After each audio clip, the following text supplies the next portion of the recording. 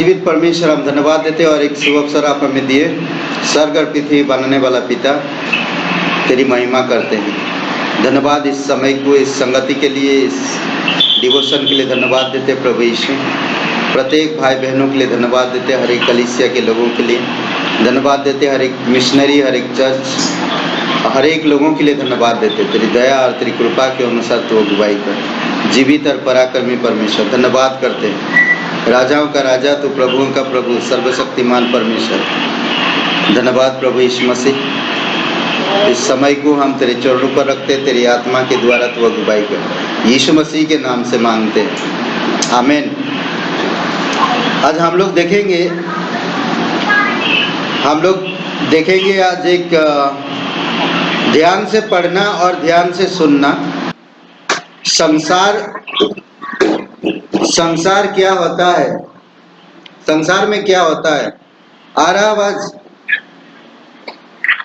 Hello, आ रहा? आवाज नहीं आ रहा?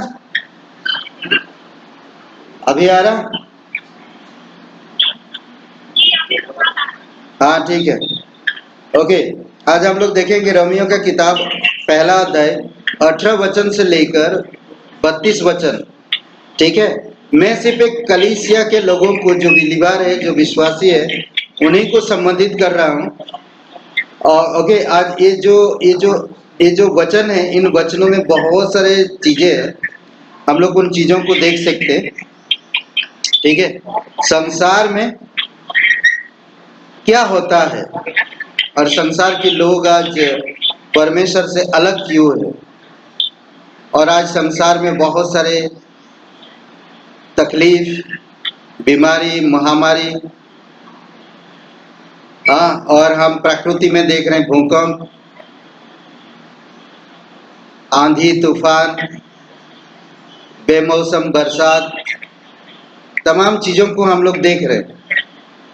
और इन चीजों में हमें एक चीज पता चलता कि ये पृथ्वी जो बहुत बुरी तरह से, बुरे हालत में है और बुरी तरह से खत्म होते जा रहा है। तो इसीलिए आपको मुझे समझना होगा। इन वचनों को पढ़ेंगे, मैं 4 पॉइंट देता हूँ, 4 बातें ना। इन वचनों पर 4 बातें हमें दिखती है। सिर्फ मैं विश्वासी, अगर आप नए हो, आप वचन को नहीं जानते हो, तो मैं जो भी आज बात करूंगा हो सकता है आपको तकलीफ पहुंचाए, पर वचन जैसा कहता है हमें ऐसे करना होगा। और मैं ये सिर्फ मसीह भाई बहनों को संबंधित कर रहा हूँ, जो लोग वचनों को जान रहे हैं, जो लोग परमेश्वर से प्यार करते हैं, जो लोग परमेश्वर की इच्छा अनुसार चल रहे हैं, उनके लिए मैं थोड़ा सा इन 4 पॉइंट को देता हूँ। सबसे पहले, परमेश्वर का गुस्सा, मूर्ति पूजा, व्यभिचार, अशुद्धता। परमेश्वर का गुस्सा 18 वचन से 22 वचन में, और मूर्ति पूजा 23 वचन से 25 वचन में, व्यभिचार 26 से 28 वचन में, अशुद्धता 29 से 32 वचन में। ओके, सबसे पहले हम देखते हैं, मैं ज़्यादा डिटेल में नहीं जाऊंगा, थोड़ा थोड़ा मैं बात करके फिर हम आगे बढ़ेंगे। ओके, थोड़ा थोड़ा बातें करेंगे, ज़्यादा मैं नहीं डिटेल दूंगा। परमेश्वर का गुस्सा, रोमियो का पहला अध्याय 18 से 22।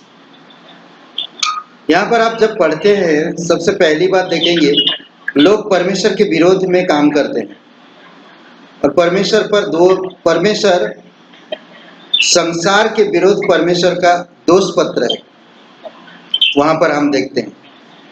यानी आप सोचिए कि मैं एक छोटा सा उदाहरण देता, आप कोई भी गलत चीज का बर्दाश्त नहीं कर सकते। अगर आपके परिवार में आप देखते हैं कोई गलत कर रहा है बार बार, तो आप उसको फटकारा तो देंगे, आप उसके लिए गुस्सा होते हैं, आप उसके लिए चिड़चिड़े करते हैं, कई सारी चीजें। तो ये संसार परमेश्वर का घर है, ये संसार परमेश्वर का है, मनुष्य परमेश्वर के स्वरूप में बनाए गए। क्या परमेश्वर को बर्दाश्त होगा अगर ये संसार परमेश्वर के खिलाफ जाता है, परमेश्वर के खिलाफ बातें करता है, परमेश्वर के खिलाफ, तो परमेश्वर तभी कह रहा कि परमेश्वर कह रहा संसार के विरुद्ध परमेश्वर का दोष पत्र है। आज मनुष्य को परमेश्वर के धार्मिकता की जरूरत है। आज हर एक इंसान को परमेश्वर की धार्मिकता की जरूरत है, परमेश्वर के उद्धार की जरूरत है। 3 अध्याय वचन 2 में कहता, क्योंकि व्यवस्था के द्वारा कोई भी इंसान धर्मी नहीं ठहरा, कोई भी नहीं, एक भी नहीं। जो पीढ़ी बीत गई, जो पीढ़ी है और जो पीढ़ी आने वाला है, व्यवस्था के द्वारा कभी भी धर्मी नहीं ठहर पाया। इसीलिए जरूरी है कि हमको समझना परमेश्वर का क्रोध क्यों है। परमेश्वर का क्रोध, परमेश्वर कभी क्रोध करता? परमेश्वर प्रेम है, परमेश्वर करुणामय है, परमेश्वर दयालु है, परमेश्वर मुक्तिदाता है, परमेश्वर अनुग्रहकारी है, परमेश्वर विलंब से क्रोध करने वाला है। तो यहाँ पर हम देख रहे हैं कि परमेश्वर क्रोध करता है। इस वचनों में आप जब पढ़ेंगे तो कहते हैं कि परमेश्वर का क्रोध किन के ऊपर, किन के ऊपर, किन लोगों के ऊपर? देखिए, अभक्ति, अधर्म, सत्य को दबा कर रखने वाले, सत्य को अधर्म से दबाए रखने वाले, यानी कि सच्चाई को जानकर वो लोग झूठ से उसको दबा के रखते हैं। आज यही संसार में हर कोई कर रहा, हर एक जाति, हर एक पीढ़ी यही काम कर रहा है। परमेश्वर के सच्चाई का प्रचार करने के बजाय आज बहुत से मसीह भाई बहनों को हम देखते हैं, सच्चाई को जानते हैं, सच्चाई को जानने के बावजूद भी वो सच्चाई को दबा के रखते हैं, अपने आप को बचाव के लिए झूठ का सहारा लेते हैं, अधर्म का सहारा लेते हैं। इसीलिए परमेश्वर क्रोध में है। परमेश्वर इस संसार के प्रति क्रोधित है। जो उसकी संसार है, जो उसकी दुनिया है, जो उसने बनाया इस ग्रह को, पृथ्वी को, सब चीजें परिपूर्ण बनाया, भरपूर किया, और इसको लोग बिगाड़ रहे हैं, समझ रहे हैं? इसीलिए कहता है परमेश्वर की ज्ञान, तो ज्ञान रख कर वैसे काम वो लोग नहीं किया। उनके पास परमेश्वर का ज्ञान था। परमेश्वर के कामों के द्वारा उन्होंने परमेश्वर को पहचानने से इनकार कर दिया। परमेश्वर के कामों के द्वारा हम देख सकते हैं, सृष्टि के द्वारा चांद सितारों को, पानी, हवा, पेड़ पौधों को, जानवरों को देखकर हम ये सब चीजें समझ सकते हैं कि ये कोई सिस्टमेटिकली किसी ने तो बनाया। कोई भी वस्तु अचानक नहीं आया, किसी ने एक योजना पूर्वक ये सारे चीजों को बनाया। आज ऑक्सीजन, हर एक इंसान को भोजन वस्तु समय समय पर सारी चीजें उत्पन्न हो रहा, ये सारी चीजें योजना के आधार पर हो रहा है। कोई भी इंसान इन सब चीजों को अचानक या एक पहाड़ टूटने से या एक पहाड़ फूट जाने से ये सब चीजें नहीं हुआ, बल्कि परमेश्वर ने ये सारे चीजों को योजना के अनुसार बनाया। इस प्रकृति पर, इस सृष्टि पर उसका गुण को दिखाई देता, पर इंसान उसके गुणों को जानने के बावजूद भी उसको नहीं पहचाना, उसको धन्यवाद नहीं दिया, उसको परमेश्वर की महिमा नहीं किया। और कहते कि मनुष्य सृष्टि की उपासना करने लगे, सृष्टि की आराधना कर रहे। जो बनाने वाला है उसको त्याग दिया इंसान, और जो सृष्टि है, जो चीज बनी है, उसकी पूजा पाठ आराधना करने लगे। तो इसीलिए परमेश्वर क्रोधित है। यशायाह 13:13 में कहता है, परमेश्वर कहता है, यहोवा कहता, मैं आकाश को कंपाऊंगा। कंपाऊंगा मतलब थरथराएगा, तोड़ेगा, कंपाऊंगा, और पृथ्वी को अपने स्थान से हट जाएगा। पृथ्वी बोलते कि अपने स्थान से तोड़ देगा, हटाएगा, हिलाएगा पूरी तरह से। यह सेनाओं का यहोवा का रोष के कारण होगा, और उसके भड़के हुए क्रोध के दिन होगा, क्रोध के दिन होगा। ये परमेश्वर बर्दाश्त नहीं कर सकता। आपका घर में कोई मनमानी करे, और आप बर्दाश्त करेंगे? तो परमेश्वर का इस पृथ्वी पर इंसान मनमानी करे तो क्या परमेश्वर बर्दाश्त कर सकता है? क्या लगता है आपको? जब आपके घर में कोई बार बार वही चीजें करता, अपनी मनमानी करता, आप बर्दाश्त नहीं करते, तो परमेश्वर कैसे बर्दाश्त कर सकता है? तो इसीलिए आपको मुझे समझना होगा, सतर्कता पूर्वक, सावधान पूर्वक वचनों के आधार पर जीवन को चलाने में और वचनों के अनुसार जीवन को चलने में देना चाहिए। हमें एक छोटी सी इज्जत के लिए परमेश्वर को दोष नहीं लगाना चाहिए या परमेश्वर को दबा के नहीं रखना चाहिए। भले मेरा इज्जत जा रहा है, लोग मुझे बदनाम कर रहे हैं। मुझे अभी एक फोन आया नरसिंहपुर से, वो बता रहे थे कि मेरा भाई, जब मैं बाइबल पढ़ता, मेरा भाई बहुत सारी चीजें मुझे बोलता पागल है तू। तो पास्टर जी मुझे बहुत गुस्सा आता है, मैं क्या करूं? सोचिए, वो उसको नहीं कह रहे, परमेश्वर को कह रहे तू पागल है परमेश्वर। सोचिए, जिसने हमें बनाया उस परमेश्वर को हम कहते हैं पागल है। सोच सकते हैं, जब हम परमेश्वर की वचन पढ़ते हैं, आपकी लोग मजाक उड़ाते हैं। कई बार हम इस सारी चीजों को देखते हैं, ध्यान देते हैं। इसीलिए परमेश्वर का क्रोध उन अभक्ति लोगों के कारण लोगों के ऊपर है, अधर्मी लोगों के ऊपर है। परमेश्वर की ज्ञान होकर भी परमेश्वर की जैसा चाल चलन में नहीं बढ़े, परमेश्वर के गुणों में नहीं बढ़े, परमेश्वर के वरदान, परमेश्वर की गुणों को नहीं पहचान। इसीलिए आपको मुझे समझना होगा। दूसरी बात है मूर्ति पूजा। मूर्ति पूजा एक ऐसा चीज है, इन वचनों में हम देख सकते हैं। पौलुस का एक अच्छा उदाहरण मुझे याद आता है, पीड़ितों के काम का 17 अध्याय और वचन 17 अध्याय का वचन 23 से 31 में, मनुष्य अपने आप को बुद्धिमान समझकर मूर्ख बन गया। सोचिए, मनुष्य कैसे मूर्ख बना। देखिए, अविनाशी परमेश्वर को क्या बना दिया उन्होंने, जो परमेश्वर कभी नहीं मरने वाला, अनादिकाल से अनंत काल तक एक सा है वो परमेश्वर। अब उस परमेश्वर को इंसान क्या बना डाला? कभी भी मरियम का, कभी भी यीशु मसीह का, कभी भी क्रूस का, कभी भी चर्च का, कभी भी पुराने नियम में जानवरों का, जो सांप और बाकी चीजों का जो पूजा पाठ करते थे, उन सब चीजों का आराधना मत करिए। मरियम का, यीशु मसीह का और सृष्टि का कोई भी वस्तु से परमेश्वर की तुलना मत करिए। परमेश्वर नहीं चाहता कि कोई इंसान नाश हो। परमेश्वर हर एक लोगों से प्यार करता है। देखिए, पौलुस तभी कहता, घूमते वक्त तभी कहता पौलुस, ये लोग क्या क्या बना दिया। देखिए, मनुष्य की आराधना करने लगे, ईश्वर स्वयं मनुष्य कहलाने लगे, मैं ईश्वर हूं, मेरी आराधना करो। पक्षियों की आराधना करने लगे, चौपाइयों की आराधना करने लगे, रेंगने वाले जंतुओं की आराधना करने लगे और वनस्पतियों की आराधना करने लगे। हम देखते हैं निर्गमन की किताब में एक सब लोग मिलकर, हारून नाम का एक व्यक्ति मूसा को जब परमेश्वर व्यवस्था दे रहा था, तभी उसने एक मूर्ति गढ़ा और कहा कि यही तुम्हारा ईश्वर है।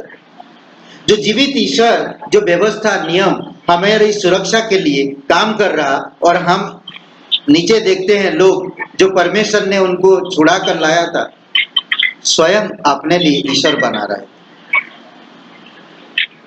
दूसरे हम देखते हैं कई सारे बड़े बड़े देशों में आज सांपों की पूजा करते हैं। कई सारे देशों में आज बहुत सारे ऐसे चीजों की आराधना करते हैं, वो परमेश्वर बर्दाश्त नहीं कर सकता। सोचिए, आप घर में हो, आप मुखिया हो, एक घर का एक मुखिया है और उसका बेटा आकर कहता तुम मुखिया नहीं हो सकते, मेरा मुखिया तो बगल वाला है।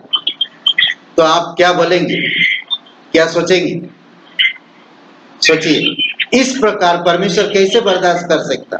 पौलुस कहता एथेंस शहर में घूमते वक्त, एथेंस शहर में बहुत सारे प्रतिमाओं में ढेर हुआ चारों तरफ। एथेंस में घूमते घामते पौलुस एक जगह में देखता, वचन 23 में कहता, मैं घूमते घूमते देखा, तुम्हारी पूजा स्थल को देखा, तुम जो काम करते हो, तुम्हारी आस्थाओं को देखा।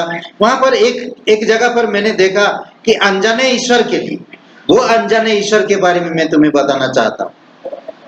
और पौलुस उस अनजाने ईश्वर के लिए बताता, और वही परमेश्वर जिसने सारी सीमाओं को ठहराया, जो परमेश्वर हर एक इंसान से प्रेम रखता है, जो परमेश्वर इस सृष्टि को संभालता है, जो परमेश्वर हर एक वस्तु को केयर करता है, वही परमेश्वर के बारे में वो बात किया।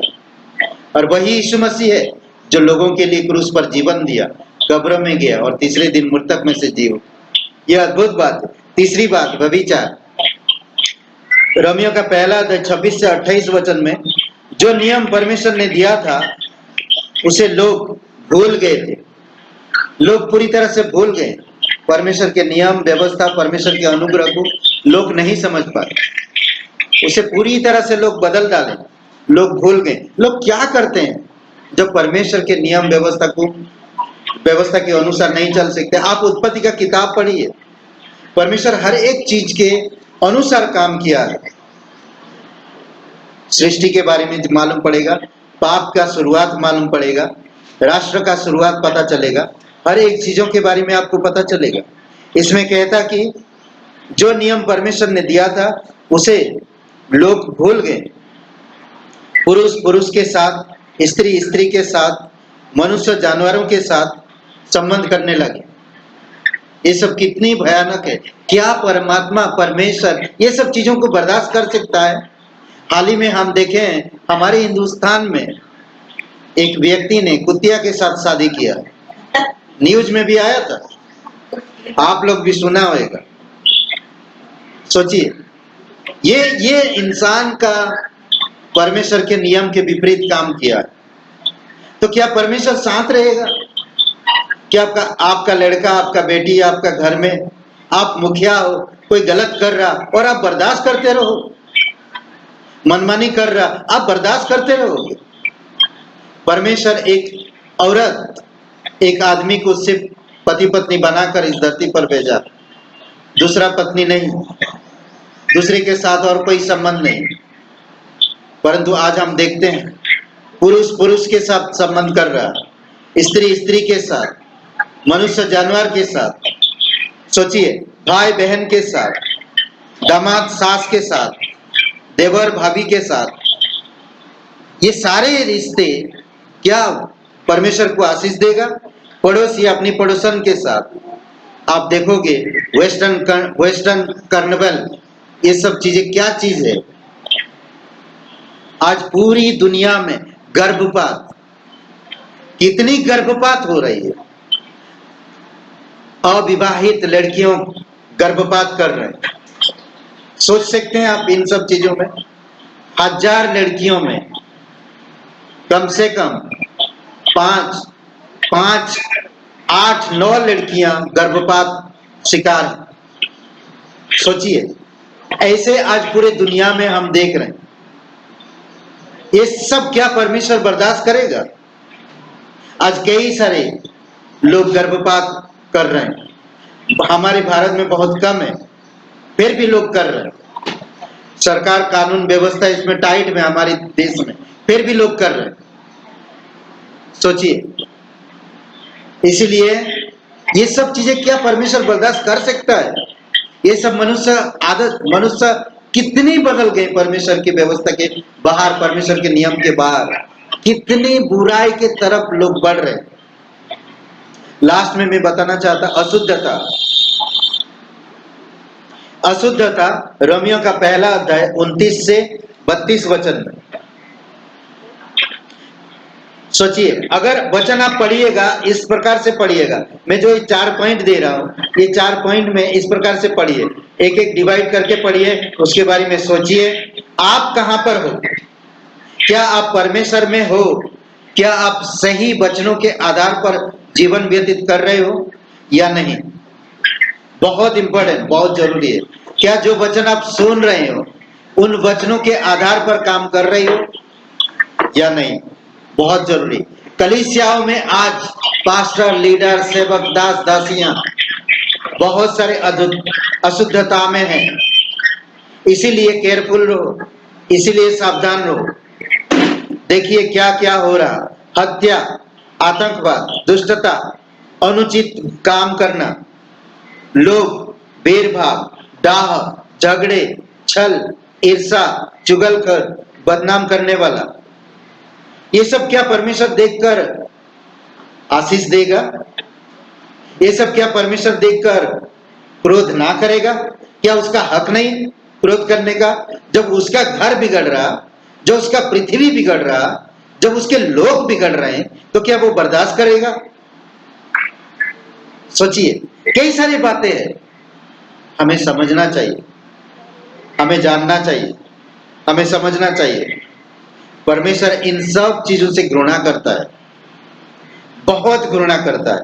अनादर करने वाले, अभिमान, डींग मार, बुरी बुरी बातों को बनाने वाले, बुरी बुरी पिक्चरें बनाने वाले, बुरी बुरी कविताएं बनाने वाले, बुरी बुरी जोक्स बनाने वाले, माता पिता की आज्ञा ना मानने वाले, फिर भी इनके अनुसार काम परमेश्वर को जानकर भी, यहां पर एक शब्द बोलता है, परमेश्वर को जानकर भी परमेश्वर के अनुसार जीवन व्यतीत नहीं किए। ऐसे लोगों से क्या परमेश्वर बर्दाश्त करेगा? क्या परमेश्वर का हक नहीं क्रोध करने का? क्या परमेश्वर क्रोध नहीं कर सकता? जब इतनी दुनिया में बुराइयां हो रहा, इतनी इतनी हत्याएं हो रही, इतनी बलात्कार हो रहा, इतनी इतने घिनौने काम हो रहा, तो क्या परमेश्वर बर्दाश्त करेगा? क्या लगता आपको? आप सोच कर देखिएगा, आप इन सब चीजों को सोच कर देखिएगा। ऐसे लोगों को आप क्या करना चाहिए? क्या आप भी उनके साथ बोलता है, वचन कहता है कि भले वो लोग करे ना करे, पर जो लोग कर रहे हैं ये सब काम, उनके कामों से वो खुश होते हैं। क्या ऐसे लोगों से परमेश्वर बर्दाश्त कर सकता है? आज तो सिर्फ एक छोटा सा वायरस है, दुनिया को हिला दिया। सोचिए आने वाले समय में क्या होगा। बाइबल में बहुत सारी जगहों पर लिखा हुआ है, छोटी छोटी बातों को हम ध्यान, छोटी छोटी चीज हम समझ रहे हैं। सोचिए इस वायरस के बारे में आज कितनी सारे लोगों को ले लिया। कल हम लोग जो बातें कर रहे हैं, 3 दिन लॉकडाउन में 70,000 लोग मर गए। 3 दिन की महामारी में 70,000 मर गए, सोच सकते हैं। इसीलिए सावधान रहो, वचन को सावधान पूर्वक पढ़ो और वचनों के अनुसार जीवन जीने में कोशिश करो। परमेश्वर की समझ के अनुसार, परमेश्वर की विचार के अनुसार, परमेश्वर की चाल चलन के अनुसार, भय सहित, भय सहित, बहुत जरूरी है। समझ रहे हैं? इफिसियों का 5वां अध्याय और वचन 11 पढ़िए। अंधकार के निष्फल कामों में सहभागी ना होना, ये सब जो हमने बताया अंधकार की काम है। अगर आप ज्योति की संतान हो तो इन सब कामों के साथ सहभागिता मत करना। और जो भाई बहन इन सब कामों में लगे हैं तो वो ज्योति में कभी भी नहीं है, वो अंधकार में है और अंधकार में वो लोग सहभागिता रखते हैं। परंतु जब इन सब काम को आएगा, देखोगे करने वाले उलाहना देना। उलाहना देने का मतलब है डांट लगाना, डांट के उनको मना करो। अगर नहीं मानते तो उनके हाल में छोड़ दो, आप उनके साथ सहभागी मत बनो, जरूरी है। आमीन। समझ में आया? आइए प्रार्थना करते हैं। हमारे जीवित परमेश्वर, हम धन्यवाद देते हैं, स्वर्ग और पृथ्वी बनाने वाला, धन्यवाद इन वचनों के लिए, धन्यवाद देते हैं इस संदेश के लिए। पिता तू हमें मजबूत कर पिता, ताकि हमारे रिश्ता आपके साथ मजबूत बन सके। धन्यवाद करते उस क्रूस के लिए जो तूने ये सब दंड ये सब घिनौने कामों के कारण, ये सारे गर्भपात, सारे व्यभिचार, सारे हत्याएं, सारे आतंकवाद, सारे रिश्ते अलग जो नाजायज संबंध, ये सब चीजों घृणित कामों के लिए तो दंडित हुआ प्रभु यीशु। परमेश्वर हम धन्यवाद करते हैं, इस प्रकार के कामों में हम ना तो सहभागी हुए, ना तो इनके आसपास दिखे पिता। आपके सच्चे विचार में, आपके अनुग्रह में बढ़े।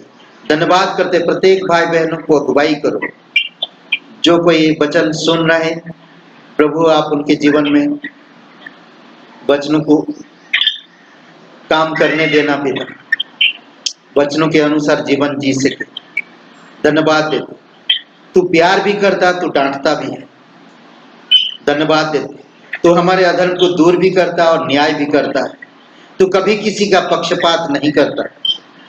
धन्यवाद करते प्रभु यीशु, हमारे पास्टर टीचर लोगों के लिए, खास करके पास्टर काल के लिए प्रार्थना करते हैं प्रभु, आप उनको स्पर्श करो अभी इसी समय, हार्ट मांस लहू से उन्हें शक्ति देना प्रभु। तेरी सामत उनकी हड्डियों में, तेरी सामत उनकी नसों में, तेरी सामत उनकी मांसपेशियों में, तेरी सामत उनकी पूरे बॉडी में देना प्रभु यीशु। खून की संचालन हर जगह पहुंचाना, घुटने पर, पैरों पर, हाथों में, पूरे शरीर में सामत से भरना प्रभु यीशु। धन्यवाद देते प्रत्येक भाई बहनों के लिए, मिशनरियों के लिए, बल्टीमोर कलीसिया के लिए धन्यवाद देते, प्रत्येक लोगों के लिए भी तेरी दया और कृपा रहे।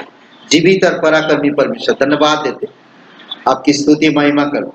आज का दिन को इस समय तेरी जय जयकार करते प्रभु यीशु, धन्यवाद देते, यीशु मसीह के नाम से मांगते, आमीन।